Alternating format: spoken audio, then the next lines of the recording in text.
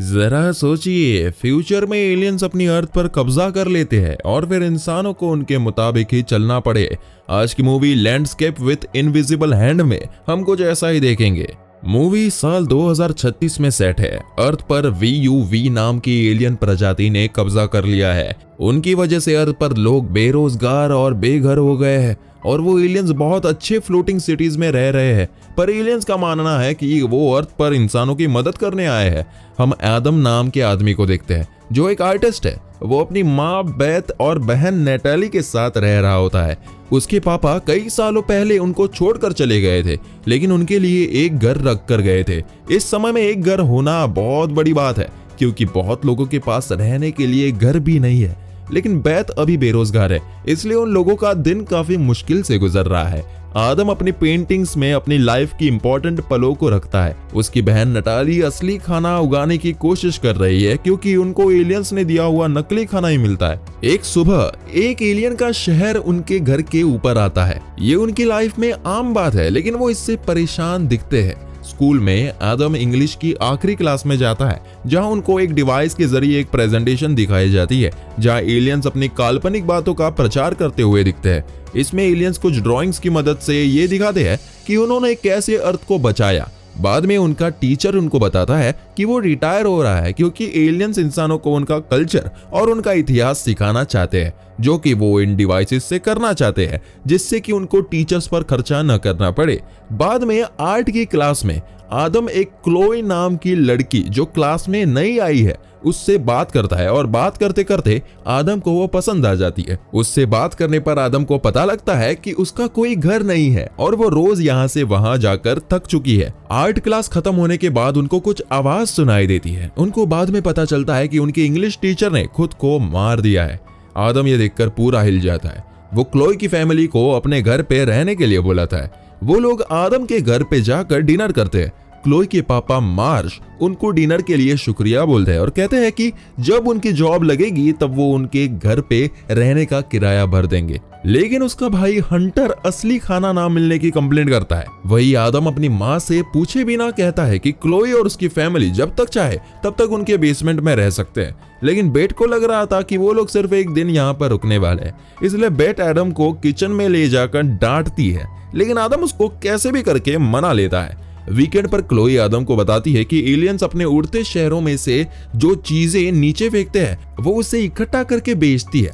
आदम Chloe को अपने पापा के बारे में बताता है, जो एक रियल एस्टेट डेवलपर थे और उनको एलियंस के लिए घर बनाने के ऑफर आए थे, लेकिन उन्होंने इस ऑफर को मना कर दिया था और पैसे कमाने के लिए वो कैलिफोर्निया चले गए थे।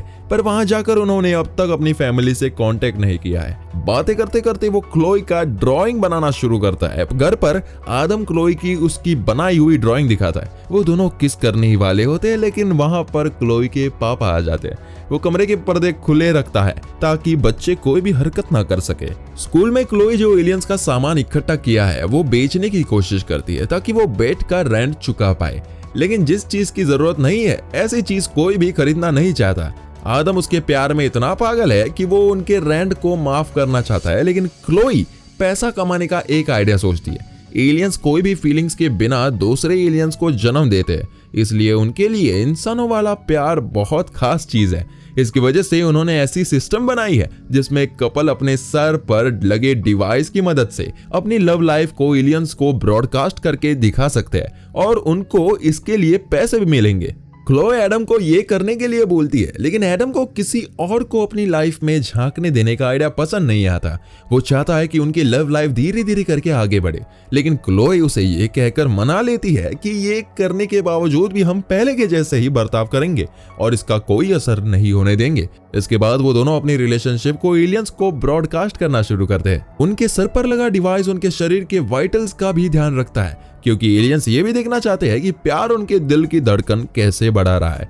उनकी पहली डेट बहुत अच्छी जाती है। उनके बीच बहुत सारी अच्छी मोमेंट होती है, लेकिन ये उनके लिए ऑकवर्ड हो जाता है, क्योंकि उनका डिवाइस बार बार उनको बता रहा था कि उन्हें कितने एलियंस देख रहे हैं और उनको कितने पैसे मिल रहे हैं।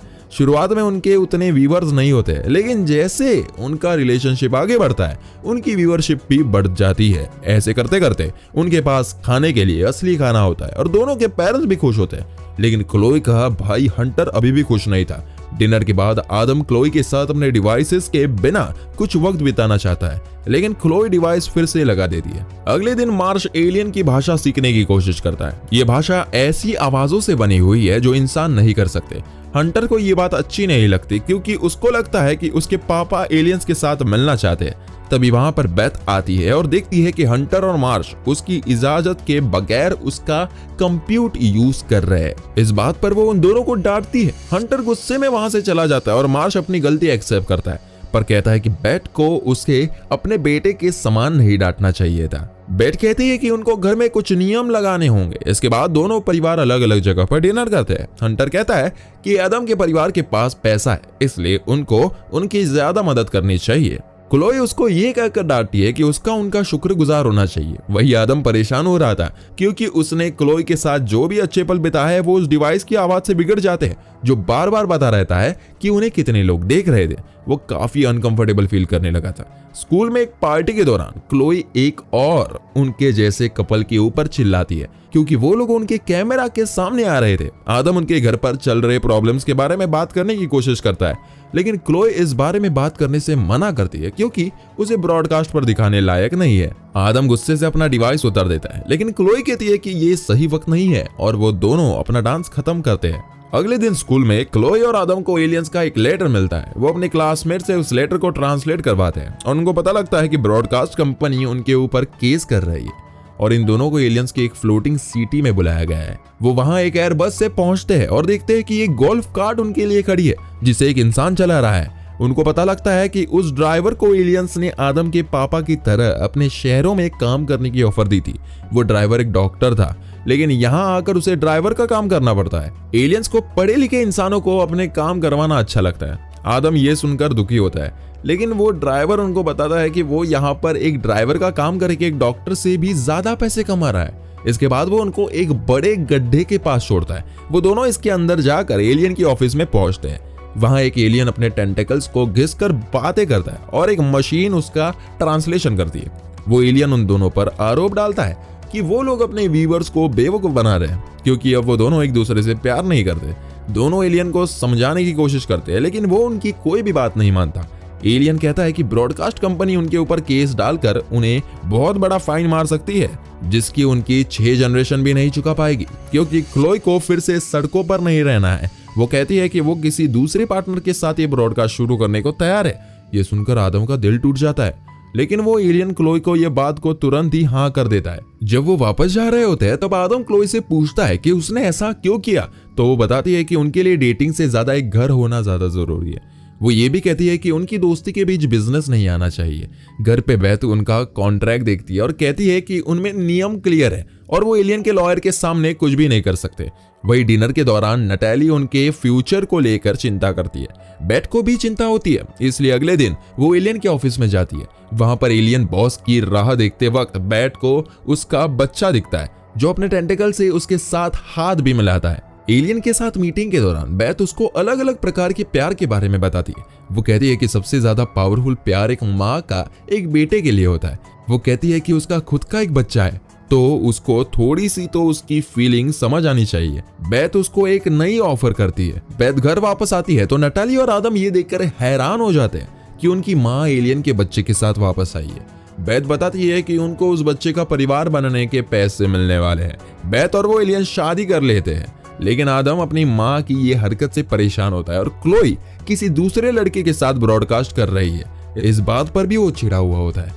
बैट की फैमिली सोच रही होती है कि उस एलियन को क्या पुकारा जाए। एलियंस में कोई नाम का कॉन्सेप्ट नहीं होता, इसलिए वो एलियन उनको अपने आप को उनका बाप बुलाने कहता है, जो कि आदम और नताली को पसंद नहीं आता। वही ब्रेकअप के बाद आदम क्लोई से बात नहीं कर रहा होता है। क्लोई उससे बात करने की कोशिश करती है, लेकिन आदम उसे इग्नोर करता है। आदम घर वापस आता है तो वो एलियन उसको अपना बेटा बोल के हक करने की कोशिश करता है, लेकिन आदम उससे बहुत रूड तरीके से बात करता है, उसे मना कर देता है। बैथ उसको ये करने पर डांटती है तो आदम गुस्सा होकर बेसमेंट में मार्श और हंटर के साथ टीवी देखने चला जाता है।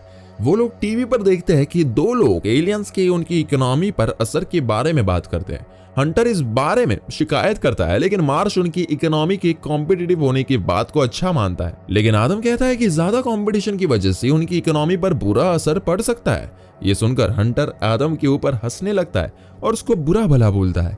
उन दोनों के बीच एक और झगड़ा होता है, जिसके बाद हंटर वहां से उठकर चला जाता है। आधी रात को आदम कुछ आवाज सुनता है और वो नीचे आकर देखता है कि उसके पापा वापस लौट आए हैं। आदम उन्हें देखकर खुश होता है और उनको पूछता है कि इतने समय वो कहाँ थे। उसके पापा कहते हैं कि उन्होंने अपनी फैमिली को इसलिए कांटेक्ट नहीं किया था क्योंकि वो किसी ऐसी चीज की राह देख रहा था जो अपनी फैमिली को दिखाने लायक हो। वो पूछता है कि क्या बेथ उसको भूल गई है। आदम को समझ नहीं आता कि वो क्या बोले, इसलिए वो सीधे बाथरूम चला जाता है। आदम के पापा फिर बेथ को देखने उसके कमरे में जाते हैं। वो वहां पर बेथ के ऊपर एक एलियन को सोया हुआ देखता है। ये देख के परेशान होकर वो वहां से चला जाता है। बाथरूम से बाहर आकर आदम देखता है कि उसके पापा फिर से गायब हो गए। थोड़े दिनों बाद बच्चे स्कूल जाते हैं तो वो देखते हैं कि स्कूल बंद हो गया है क्योंकि एलियंस उन लोगों को अपने डिवाइस से सीधे ही पढ़ाएंगे। लेकिन आदम स्कूल की बिल्डिंग को देखने के लिए रुकता है। वो देखता है कि सारे खिड़की दरवाजे बंद हैं, इसलिए वो इस बिल्डिंग को अपना कैनवास बना लेता है। आदम के घर पर बेथ अपना वक्त एलियन के साथ टीवी देखने में गुजारती है। उस एलियन को पुरानी चीजें देखना पसंद है। उनके घर पर एक पार्सल आता है और बेथ देखती है कि एलियन ने उसके लिए एक एप्रॉन और एक विग मंगाई है। इस दौरान बेथ को एक कॉल आता है जो उसे बताता है कि उसका एक इंटरव्यू है। ये उस कंपनी का कॉल था जहां पर उसे अपना रेज्यूम बहुत दिनों पहले रखा था। जब वो एलियन को बताती है कि वो एक इंटरव्यू के लिए जा रही है तो वो उसको रोकता है और कहता है कि वो उसको एक ऐसी वाइफ की तरह रखना चाहता है जो घर का ख्याल रखे और वो खुद अपनी फैमिली के लिए पैसे कमाएगा। बेथ ये सुनकर गुस्सा होती है और ये कहती है कि उनको पैसा देने वाला उस एलियन का बाप है, ना कि वो खुद। फिर वो टीवी बंद करके इंटरव्यू के लिए जाती है। ये सभी बातें मार्स सुन रहा होता है। जब वो एलियन टीवी चालू करने के लिए रिमोट ठीक से इस्तेमाल नहीं कर पाता तब मार्स उसकी मदद करता है। शाम को बेथ और उसके बच्चे सेलिब्रेट करना चाहते हैं क्योंकि बेथ को जॉब मिल गई है। वो सभी देखते हैं कि मार्स ने एलियन ने मंगाया हुआ एप्रॉन और विग पहनी हुई है। मार्स कहता है कि अभी उसने एलियन की डील एक्सेप्ट कर ली है और उसकी फैमिली अब उनकी जगह ले रही है। अगले कुछ दिनों तक आदम अपने कैनवास पर ही काम करता है। क्लोई भी उसको चुपके से देख रही होती है और वो भी अपने पापा की एलियन के साथ डील के बारे में परेशान होती है। जब आदम दीवार पर अपनी ड्राइंग खत्म करता है तो हम देखते हैं कि उसने एलियंस की वजह से इंसानों को जो भुगतान पड़ा है वो ड्रॉ किया है। अचानक आदम देखता है कि वो एलियन वहां पर आ गया है। वो एलियन दुनिया घूमने निकला है और उसको पता लगता है कि ये दुनिया ऐसी बिल्कुल नहीं जैसा उसने टीवी पर देखा था। वो दीवार की ड्राइंग देखता है और आदम से पूछता है कि ये क्या है, लेकिन आदम कुछ भी नहीं कहता। अगले दिन आदम को स्कूल बुलाया जाता है और यहाँ बहुत लोग खड़े हैं। उसे वहां इसलिए बुलाया जाता है क्योंकि उस एलियन ने अपने पापा और किसी आर्ट एक्सपर्ट को उस दीवार को देखने के लिए बुलाया। तो आदम बताता है कि उसने ये ड्राइंग इंसानों की हालत को दिखाने के लिए बनाई है। ये देखकर एलियंस बहुत खुश होते हैं और आदम को एक अपने फ्लोटिंग सिटी में एक आर्टिस्ट की जॉब ऑफर करते हैं जिसमें उसको बहुत पैसे मिलेंगे। आदम घर जाकर बेथ को जॉब का कॉन्ट्रैक्ट दिखाता है और वो लोग जॉब एक्सेप्ट कर लेते हैं। नताली आदम के जाने से दुखी है, लेकिन आदम कहता है कि वो सिर्फ कुछ ही महीनों में वापस आ जाएगा। लेकिन वो और परेशान हो जाती है क्योंकि उनके पापा ने भी यही कहा था।